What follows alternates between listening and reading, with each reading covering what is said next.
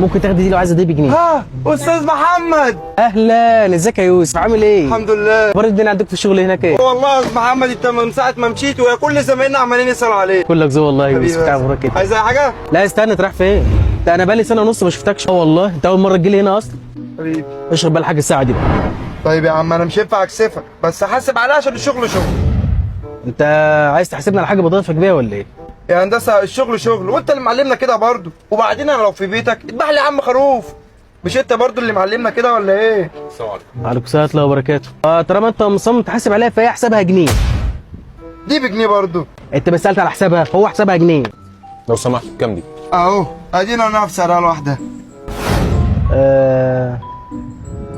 دي بجنيه يا هندسه. انت متاكد ان دي عامله جنيه؟ عليها تخفيض كويس جدا يعني اليومين دول. طب كده ثانيه واحده. كيسه بس خد مني. لا لا باشا كام دي؟ دي ب 25 جنيه. وانت دي ب 25 جنيه. انت اتغيرت خالص، بس. اتغيرت.